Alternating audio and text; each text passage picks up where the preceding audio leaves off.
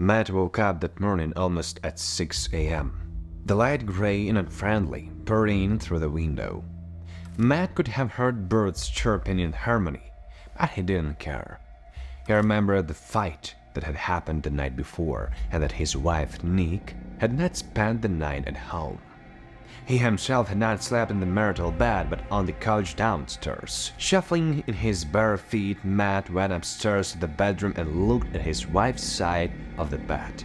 The same pillow, crumpled sheets, and no one there. It was silent. The children were still asleep.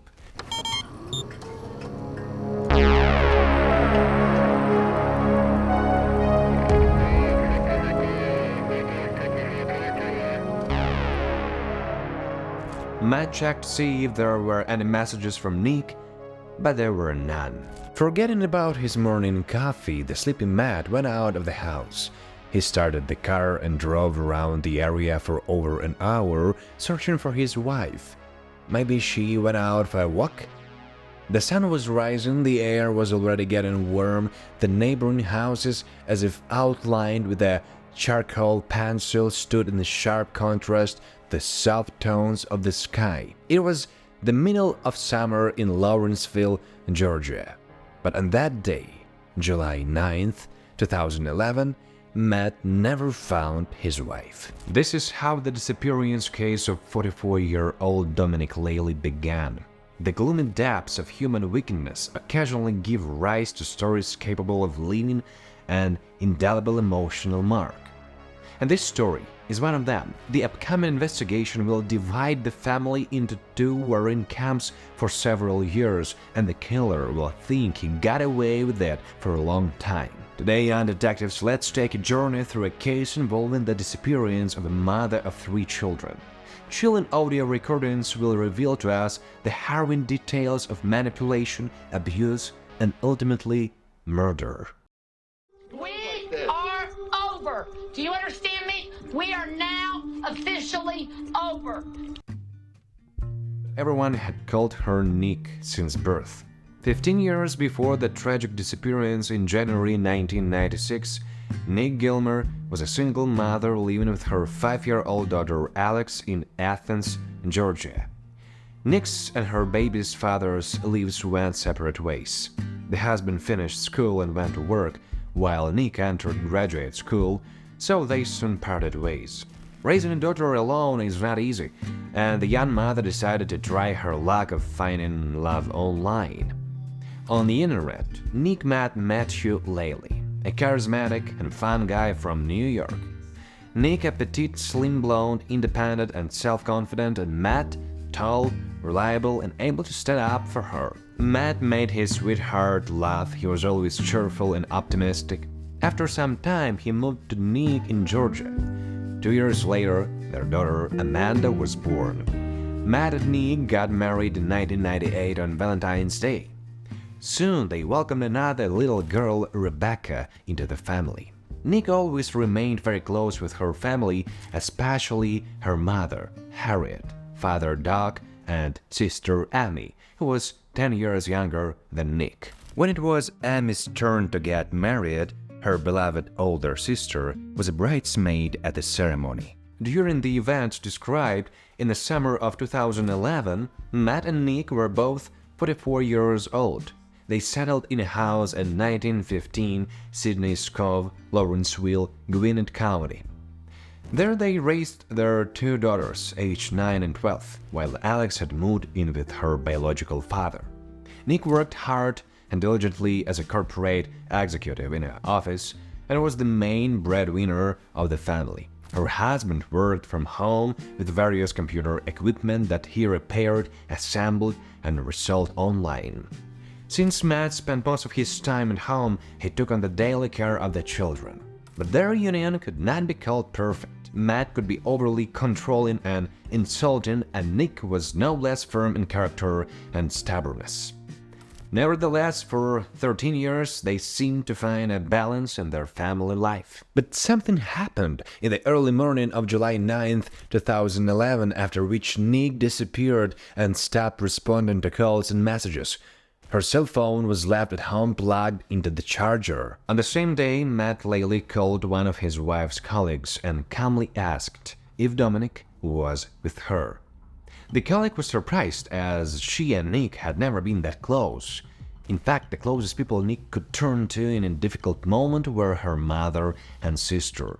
However, Nique Leili didn't call Emma Robinson until 2 days after his wife's disappearance. That explained the situation like this: he and Nick had an argument and she left. There had been no word from her since that night. He didn't know where she was, so he was calling everyone he knew. Emmy was shocked. Her sister was very responsible about her work and caring for the children. She couldn't have just left and abandoned everything. And then, Matt clarified, Nick hadn't been home since Saturday. "Call the police immediately," Emmy said, to which he replied, "I'm not going to call because I know you're hitting her. Tell her to come home. The kids are worried. I'm worried." But Harriet and Emmy said they didn't know where Nick was, and they really had no idea. On Monday, July 11th, Nick's father, Doug Chatham, tried to reach his daughter by phone, but Matt answered. There was still no word from Nick. "Why don't you call the police?" Doug insisted, but Matt assured him and other relatives that if his wife found out, she definitely wouldn't want to come home because she would be ashamed. He continued to care for the children, pouring them pancakes with blueberry sauce in the mornings and comforting Amanda and Rebecca that Mom would come to her senses and return. Realizing his daughter was missing on July 11, 2011, Doug Chatham went to the police station himself and filled a missing person report. The detectives now had to contact the last person who had seen Nick, her husband. Called Matthew Leili, reference a report he had filed about his wife, Nique Leili, going missing. The detective sergeant recorded all his work calls, and the conversation with Nique Leili was no exception. Distressed by his wife's disappearance, Matt told him that, in his opinion, Nick had simply run away abruptly and abandoned him and the children. This is not the first time she's run away. Okay, she's run away and she's been gone for 2 hours. She's been gone for 3 hours, 4 hours one time. She's gone to work with a bag of clothes and then come back after work, but she's never been gone overnight. Nick had indeed made attempts to leave home before. One episode happened on June 28, 2011, and Mrs. Leili even called emergency services. When they County 911? Yes, my husband refuses to let me leave the house. My wife is yelling and screaming and just woke up the children. Do you really want the cops here? I think my wife just throwing a type of tantrum. I don't think we need the police. Let me have her tell me that, sir. All right, you need to pick up the phone, otherwise we gotta come. You don't need to come. I'll stay in my house all day. I already have them dispatched that way. All right, thank you, ma'am. You're welcome. The police arrived. The officers were ready to help Nick leave the house. But as can be seen in this photo, she just sat pensively on the porch with her packed bags, not taking any action. Later, at the same day, Nick did decide to leave. And then Nique Leili had their 12-year-old daughter Amanda call her mother and tearfully beg her to come back. Hey, Mommy. Hey, baby, how are you? Good. Mommy, we need to go on vacation. All of us as a family. We need to save this family. Your mommy has tried very, very hard. Amanda, hang up the phone, please. Hey, I don't want a divorce, okay? May not be a perfectly functional family, but we're a family, and I'm gonna fight for my family. And that includes you. Matt's last statement sounds decisive and even a little threatening, doesn't it? Nick couldn't withstand the emotional pressure from her daughter and returned home that same day. It seemed that everything was going back to the way it was, until 2 weeks later when she disappeared. I wake up about 6 o'clock to go to the bathroom. The light is on in the bedroom. I can see it upstairs. So I go upstairs to see what's going on. She's not there. Matt didn't hide that there were problems in his marriage with Nick. They went to counseling the family therapist. Leili told the police that his wife often had nervous breakdowns and fits and was probably slowly going crazy. She yells at me in front of the kids. She throws things in front of me in front of the kids. My wife has a long history of mental imbalances. She's not very happy with her life. She's never felt accepted.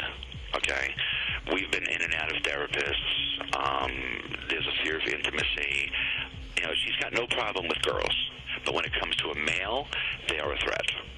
They are, all my life, guys have used me for sex. Here's what Matt told them about the evening when Nique disappeared. We went out Friday after work. She wanted to take me out to dinner, so we went out to dinner. We went to the movie theater at 11 o'clock at night. We came home. I mean, we had a great time. But now, here's what happened. I said to her, hey, because I wanted sex. I think that might have set her off. She was yelling and screaming at the top of her voice. She's freaking out. She said, either you leave or I leave. Matt said he had merely suggested that Nique wears some seductive lingerie, which became the trigger for her unpredictable, fiery behavior. That fear of intimacy that I thought she was working on getting over was gone, but apparently that set her off because she picked a fight. According to Matt, they argued with his wife until 3 or 4 in the morning. He went to sleep downstairs in his office, and when he woke up the next morning, he saw that Nique was gone. I love my wife. I don't want her to leave. I said, listen, okay, this has gone on far enough. All right, I'll go downstairs once again, sleep on the couch. You go to sleep. We'll talk about this in the morning.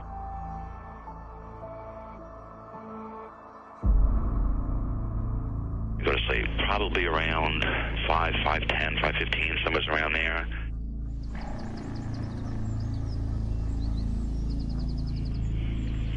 I get up about 6, and she's not there.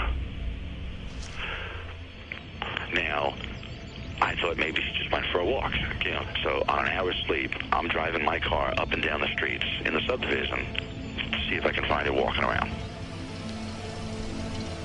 I don't find her. But, the kids are freaking out. Now, how old are you kids? 9 and 12. Okay. Did she take anything with her this time? No. Her purse is here. Her wallet's in her purse. Her phone is charging. Her credit card's here. Her car is here. Matt thought his wife had left, although the only thing she took was a toothbrush. He then drove around the area for over an hour, hoping to find Nique and pursued her to come home. Matt left voicemail messages on his missing wife's phone. Now this is serious. The cops were here this morning. This is getting very, very serious. Please call back. I love you. 6 days after Nique's disappearance, Matt even called her dentist. Your call has been forwarded to an automatic voice message system. Yes, hi, this is Nique Leili.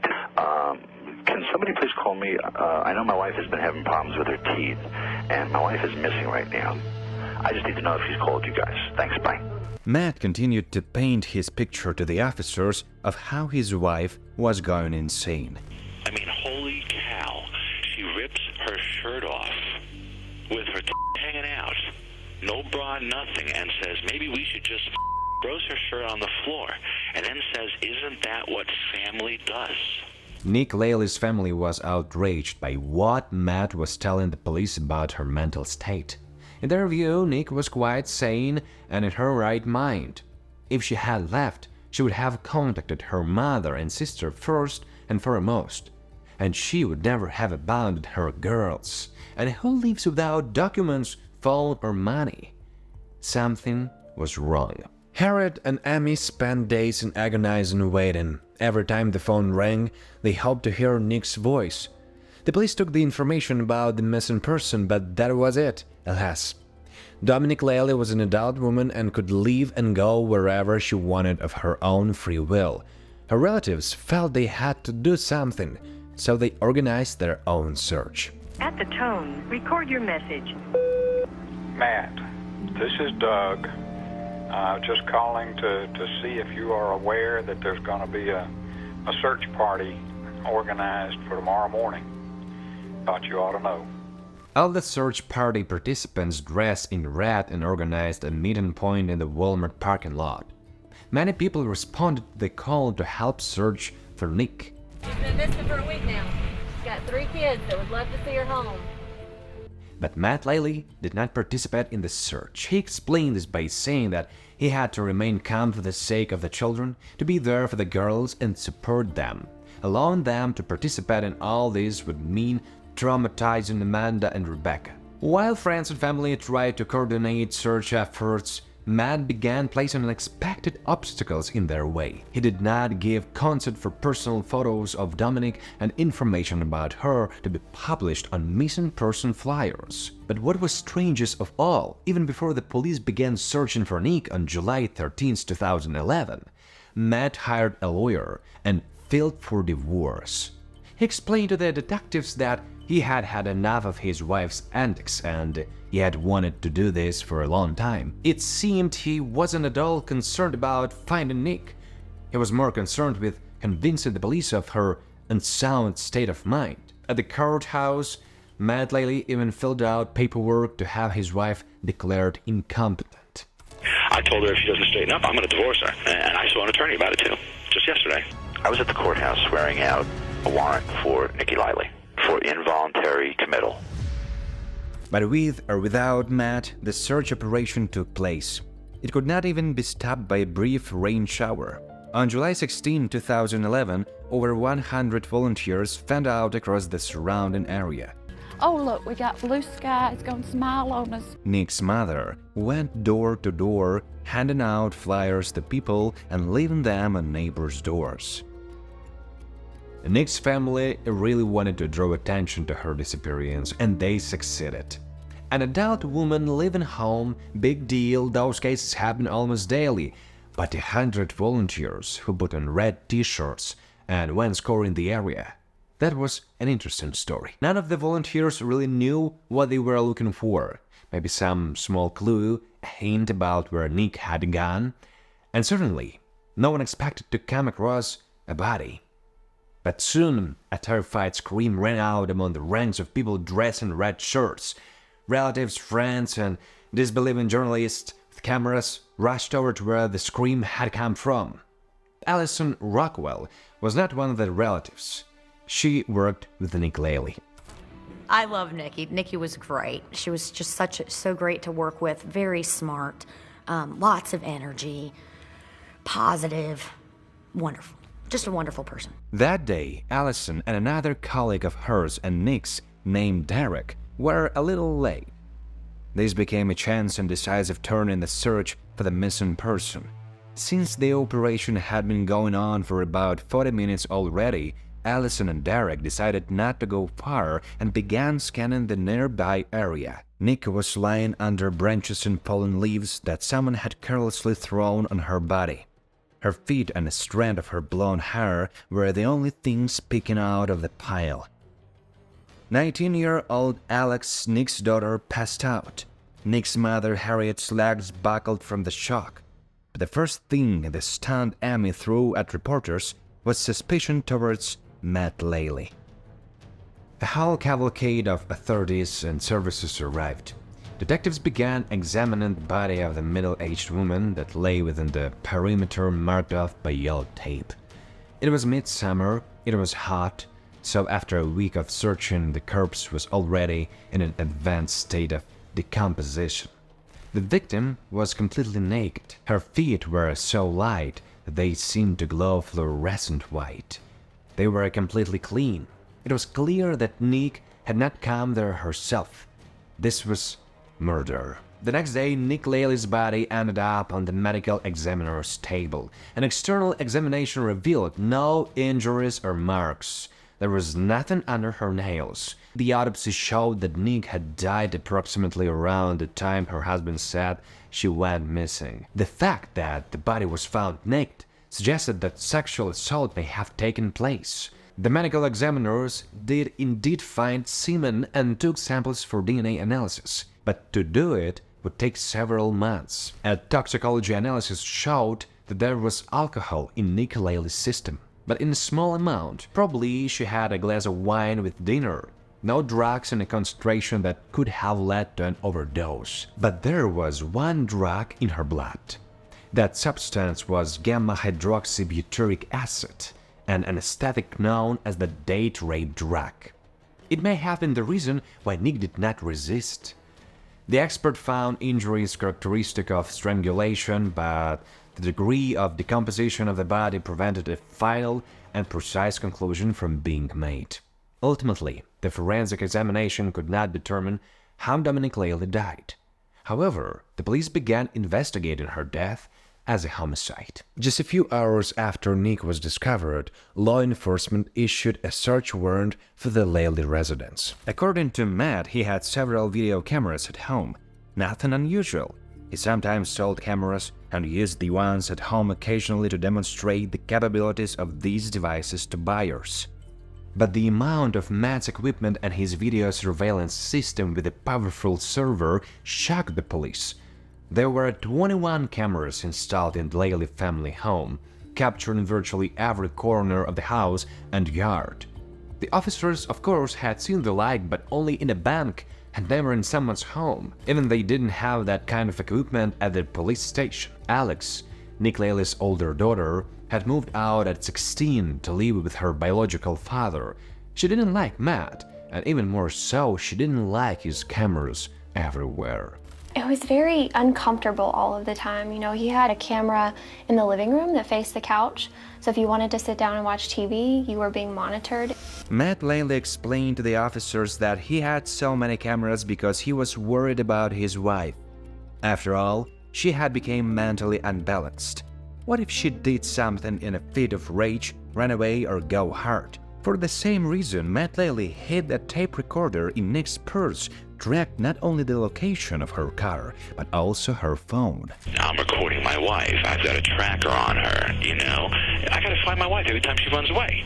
I mean, I'm not some over-possessive freak. The detectives searched the family's vehicles and residence, but the search yielded nothing. There were no traces of a crime in the Leili's home, no blood or signs that violence had taken place there.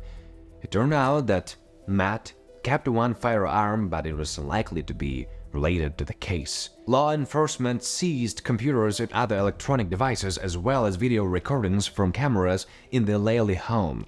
Of course, they planned to study them all, and there were 5,200 video clips.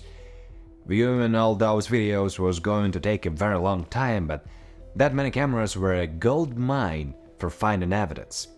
Being a meticulous detective, Sergeant Matt Everson began watching the footage in chronological order from the beginning.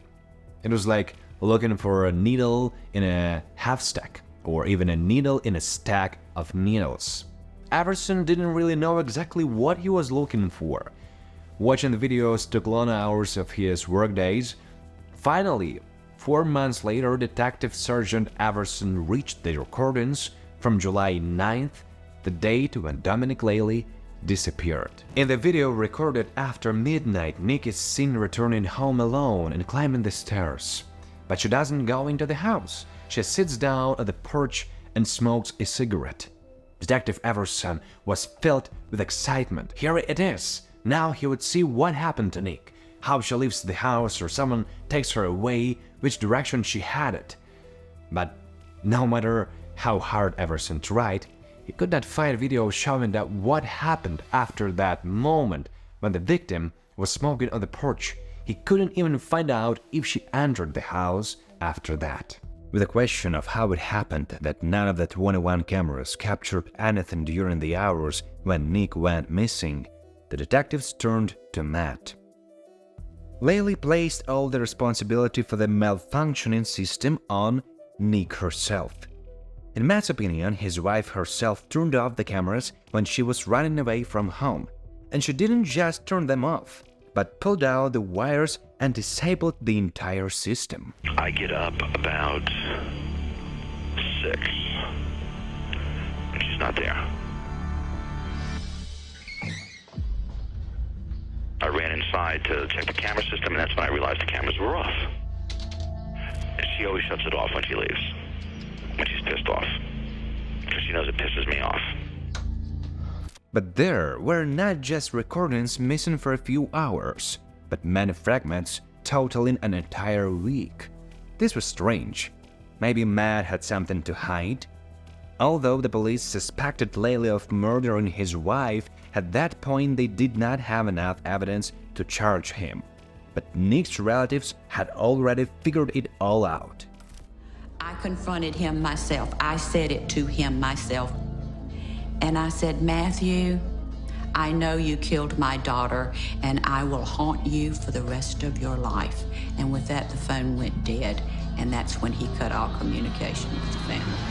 Her mother has called everybody that she's going to blame me for this. And I got to protect myself. The detectives took not only the recordings from the video cameras, but also Matt's personal computer for examination. There was a folder titled Arguments on it, and it contained numerous audio recordings. Can we compromise here? No! There is no compromise! No! I'm not compromising Can you at with least you! hear it before you say no? No! How wow, the detectives thought. There really were very strange relations between the spouses. It turns out Matt was telling the truth. And judging by the recordings, Nique provoked all the conflicts. Get out! Now! Matt kept all these recordings on his computer and did not try to hide them. They confirmed what he had already told the police earlier. Nique could not control herself. She was a hysterical mad woman. She was cruel to him, and he was always so calm, restrained, in control of the situation. The proof is right here. Let's play it back. The proof is you don't give a flying The kids about listening. I don't care anymore. Why should I care? Why? I'm not listening to any more of your Calm down and please talk to me. No! For God's sakes! Please listen to the tape and tell me what you think you heard. Please. Matt explained that he specifically recorded these arguments for their family therapist, so the specialist could later listen to these tapes and counsel them on Nique's behavior. Please. You do not want to do this with me right now at all. What did I do? I've spent 5 years trying to figure out how to damn please you. This is a waste of time, money, effort, and energy. Done. The tape and figure out why. Now the detectives began to treat Matt with almost understanding. After all, he clearly had to live with a deeply unbalanced woman. Now, has she ever been bound? Yeah. I've got pictures of myself with bruises on me. My father is a witness for her throwing a knife at my face. I'm 250 pounds, 6'5". She's 98 pounds soaking wet. I'm being beaten up by my wife. Who's gonna believe me? After listening to the folder of argument recordings, the detectives accepted Matt Leili's version. His wife had had a nervous breakdown and she left.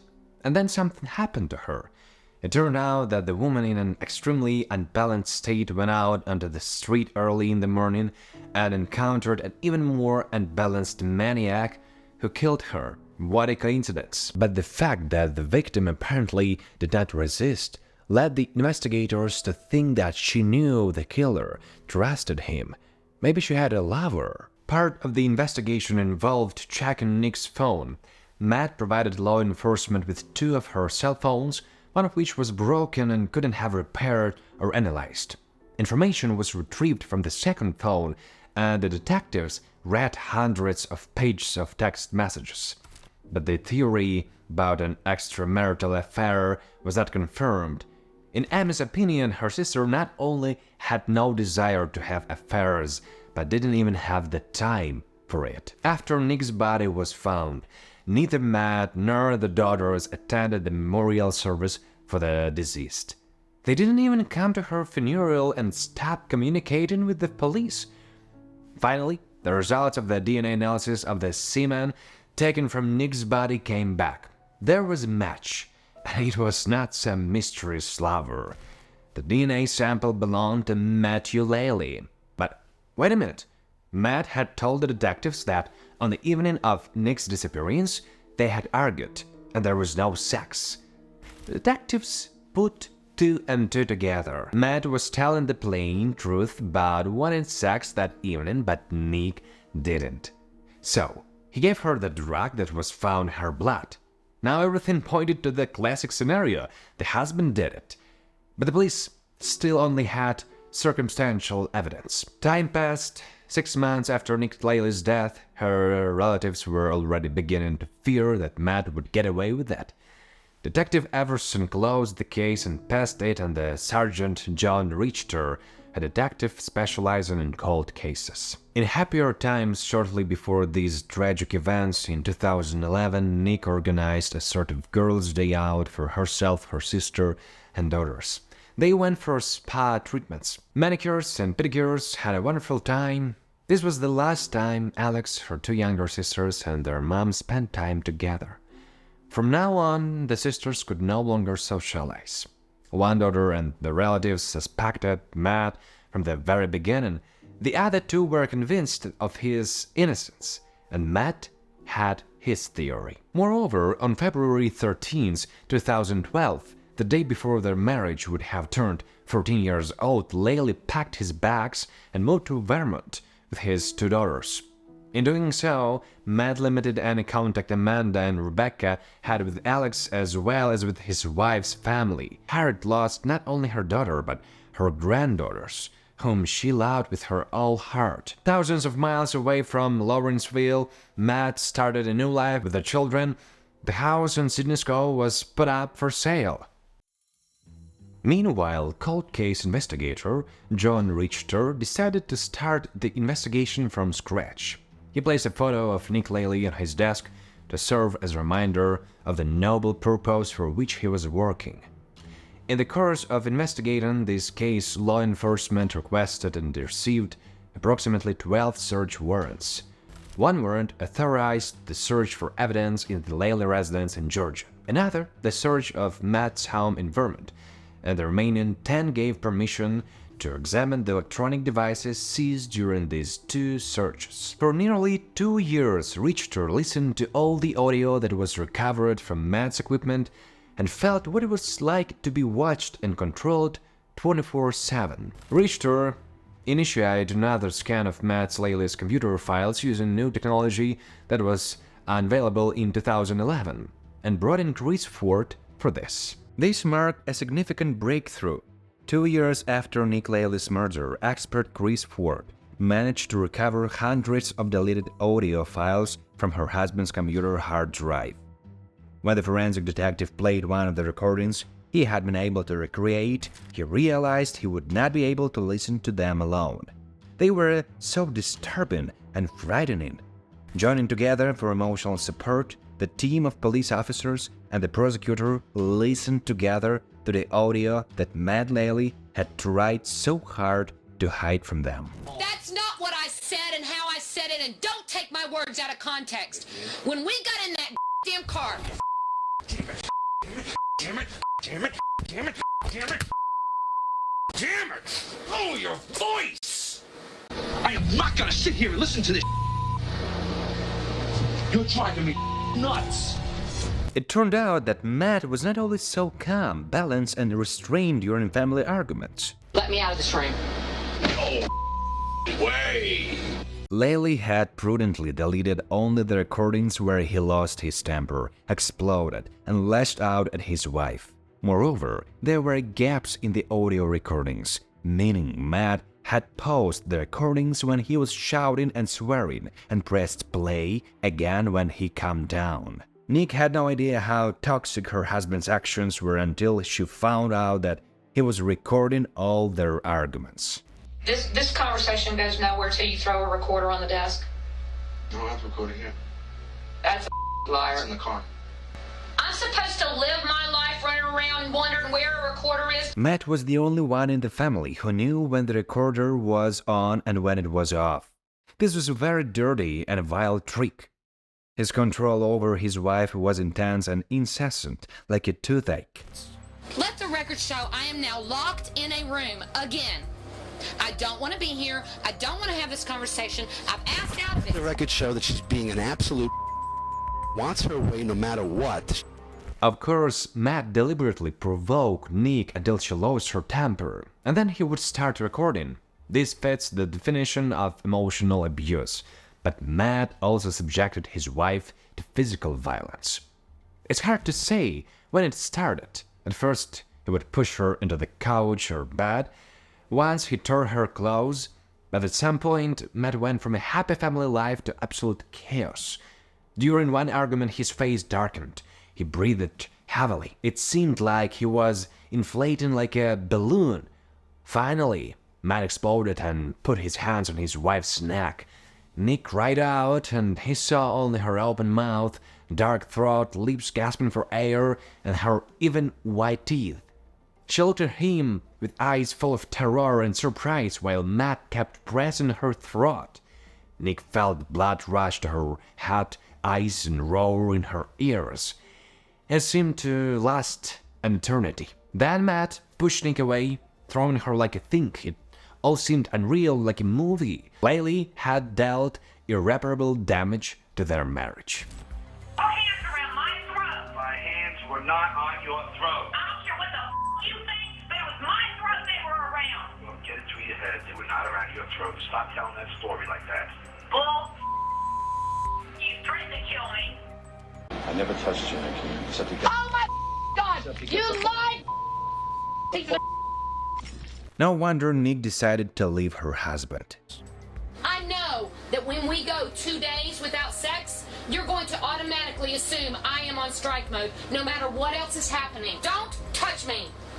Sit down if you want to sit down. I'm reaching out to you. I don't want to hold your hand right now. Matt was truly shocked when he realized that Nique was seriously prepared to end their relationship. He believed they were madly in love with each other because, despite the fact that their arguments were becoming more frequent and intense, they ended without any resolution or consequences for him. Matt could not even entertain the thought of losing his wife and children. The day I let you go. Pick up the damn phone and dial 911. The day I let you go is the Pick day it up. marriage is over. Evidently, during this argument, Matt tackled Nique to the floor and did not release her for 10 minutes. Given the difference in their weight classes, Nique had no chance of breaking free. After listening to the horrific recordings, the detectives had no doubt about who in the Leili couple was gradually going off the rails. They returned to the theory that it was Matt who killed his wife. The couple had argued right before Nique's disappearance. They had marital disagreements. Matt Leili did not report his wife missing. He deleted recordings from the video cameras. The list of evidence kept growing, but the authorities still had to prove Matt's guilt. For this, they were missing one piece of the puzzle. Even in the deleted recordings, there was no audio or video from the night Nique disappeared. To make sure they had not missed anything, detectives Richter and Everson went back to the video recordings they did have. Chris Ford decided to track all of Matt's digital footprints on his computer, what he did and when. Ford imagined himself in the criminal's shoes. Here, he killed someone and is covering his tracks. He needs to delete incriminating materials. And then the expert found a log file containing data with the date and time when Matt deleted the information that could not be recovered. He did it on the night Nique disappeared. So all the files did not disappear by accident. They were intentionally deleted. This was strong evidence against the missing woman's husband. On March 5, 2015, Matt Leili returned from Vermont to the state of Georgia. The reason for his return was banal: money. He planned to collect on Nique Leili's life insurance policy. He was supposed to testify in his civil lawsuit, but right in the courthouse he came face to face with Sergeant John Richter, who slapped handcuffs on him. Later, Mr. Leili was charged with murder. While awaiting trial, Matt called his daughters Rebecca and Amanda. All phone calls made from prison are recorded. Did Matt know this when he asked his daughter to hide certain computers and electronic devices, delete data from them? But among his requests to Amanda was one very unusual one. Make sure you tell people we have set up a YouTube channel to tell you the truth about what happened in our home. Okay. All these years we were told to be silent. To protect Mama's image, we can't be silent anymore. My daddy's now in jail because of these false allegations. It's time we tell the truth. That's even better. The daughters followed their father's instructions almost word for word. They created a YouTube channel and posted this video. It's finally time for us to tell the truth and for us to call them out on their lies, and now's our chance. By their lies, Amanda and Rebecca meant their mother's family. They claimed that they had never loved their father, but he was such a wonderful, great daddy. He was always happy and loving, and most of the time my mom was traveling, and she would leave Sunday night and come back Friday night, and then the weekend she would spend at home, and then she'd leave again Sunday night. So my dad was mostly the one taking care of us and driving us back and forth, basketball games and acting classes and school and any after-school activities we had. And when my mom was home, we would always play games. We would just relax. We would go swimming. We would play outside with our friends and hang out with the neighbors. And it was always happy and loving and caring, and just, we had a really good childhood. Matt had thought through every detail, instructing his daughters about his media campaign. Say something insulting from this pathological lying family that doesn't want their dirty laundry aired, but the truth will come out. Matt wanted his daughter's video to be shown on television, and so it was. But the public's reaction to this video was not at all what he expected. As focus turns on Dad, Nique's own daughters take to YouTube to defend him. The video was created by the man's two daughters. This is the teenage daughters. They made a YouTube video in support of the father, but I want you to take a good look at these kids, and you'll notice something about them. We need our dad. My mom was taken from us 4 years ago, before I even turned 13, and now my dad's been taken from us, and he's missed so much already. Yeah, he missed Rebecca's play. He's afraid of missing Rebecca's 8th grade graduation, and we just want our dad home. That's where he needs to be. I miss him being there, and his stupid jokes, and waking us up in the morning with pots. These kids have been witnessing this abuse much of their life. Their affect is flat. They are depressed. These are the people that suffer. Your kids suffer if you're... Amanda and Rebecca had been peacefully sleeping on the night of the murder. It's quite possible that they didn't believe their father had mistreated Nique. After their mother's death, they found themselves in another state, without friends and relatives, and now risked being left without a father as well. Moreover, the sisters were 100% convinced of their father's innocence. They did not understand that he was using them, his own daughters, as leverage to influence first their mother and now public opinion. Matt even made 14-year-old Amanda seriously prepare for the court hearing. He would make me listen to all the recordings of him and my mom arguing, and I would have to take notes on them. Damn it!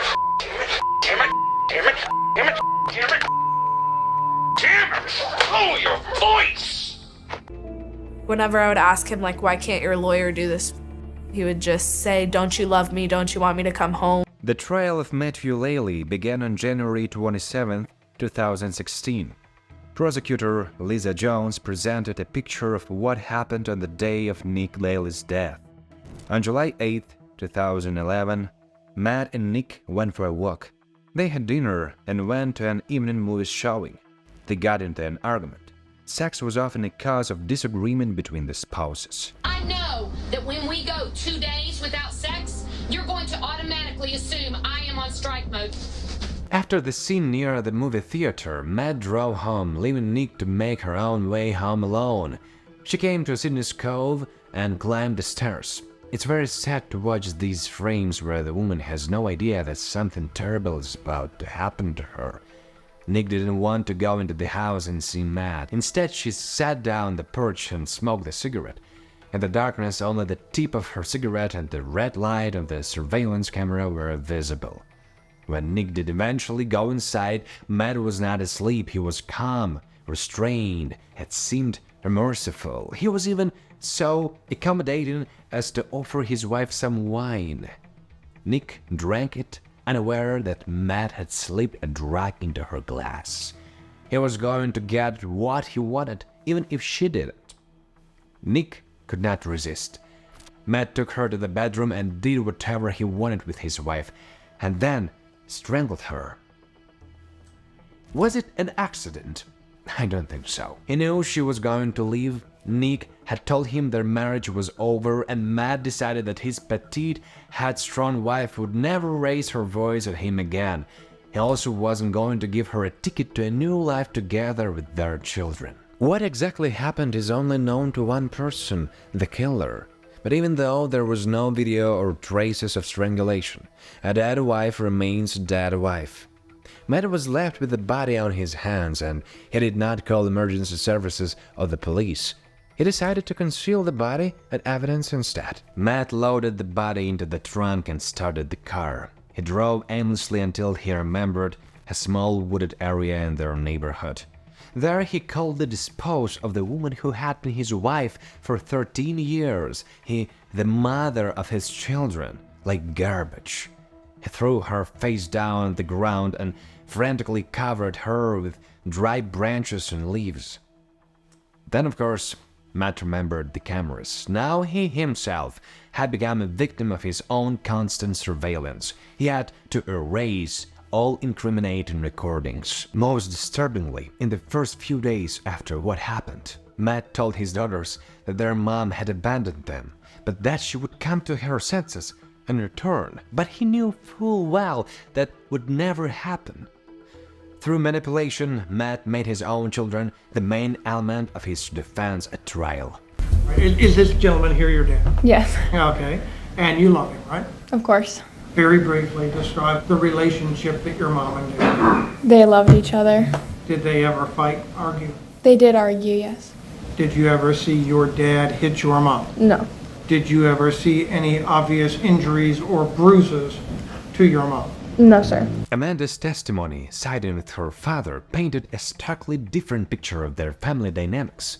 She portrayed Nique as the aggressor, alleging cruelty and inappropriate behavior. Amanda even claimed that her mother heard non-existent voices in her head. Additionally, Amanda saw no issue with her father's extensive surveillance system throughout the house. To her, it was just cool, especially when Matt captured footage of wildlife like deer in the dark of night, which he would later show the children. However, Nique's older daughter, Alex, held a contrasting perspective on the matter and did not share Amanda's views regarding the violence within their family. There were several nights that I would lay up at night and listen to her say, "Please get off of me, you're hurting me." Another witness for the prosecution was Joan Lucy, a woman who had been married to Matt Leili before he met Nique. Although their marriage had been brief and existed 20 years ago, the defendant and the witness were clearly happy to see each other. John blushed and made eyes at Matt. He smiled shyly back. Okay. You're looking at him periodically. He has beautiful eyes. He's known that, and he knows that I will always look at his eyes. He knows that. That was astonishing. Okay. She was flirting with him on the witness stand. But despite the apparent mutual affection between the defendant and the witness, the ex-wife's testimony was devastating for Matt's defense. He would like to push it down to the ground and pin you down. And I'm not a very strong person, so, I was easy to pin down. Matt often scared Joan by hitting a wall or object near her head. He tracked her movements using electronic devices. In general, Matt played the same dirty game with his ex-wife as with Nique, but of a slightly different kind. He would often suggest meeting her at a certain time and place but not show up. When Joan called him, Matt would deny that he had arranged such a meeting and accuse her of having a date with someone else. He controlled his wife and showed up in different places supposedly to check on her. Joan broke up with Matt, but he kept showing up at her parents' house whenever he felt like it. For this, he used a duplicate set of keys that he had made illegally.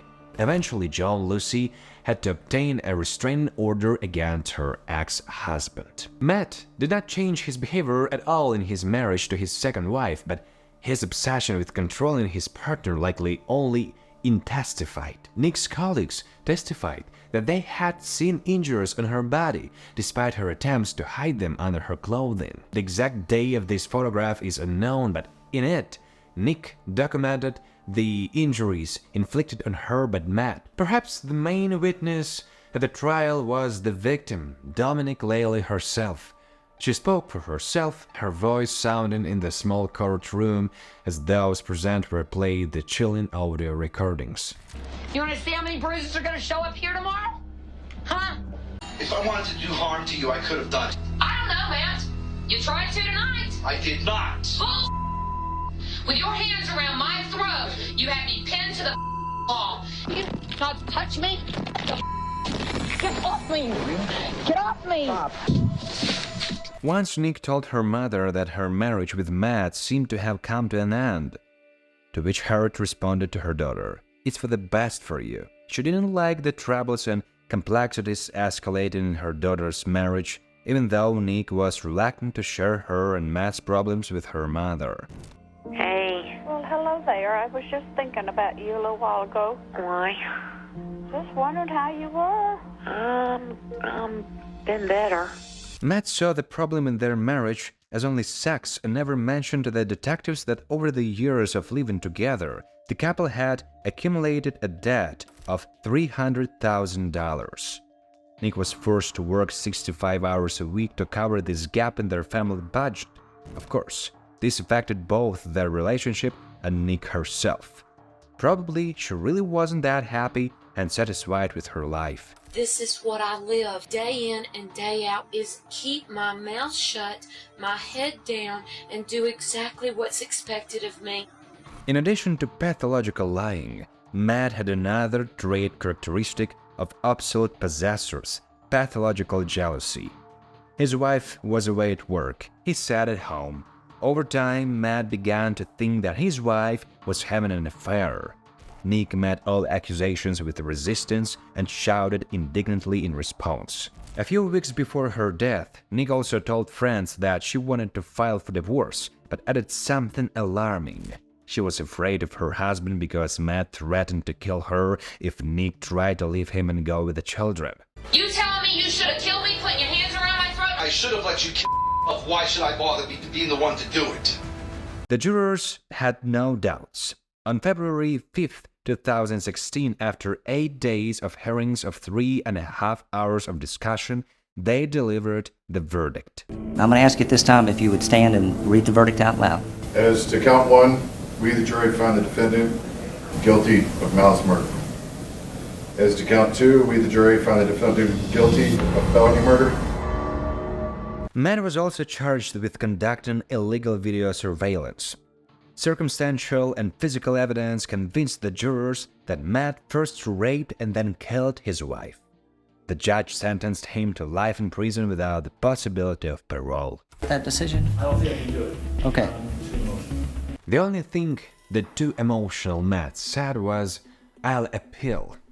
But the jurors no longer cared about that. They left the courtroom fully confident that they had done the right thing, and that Mr. Leili deserved to eat prison food for the rest of his days. Nique's voice still rang in their ears. It would come to them at night for a long time yet.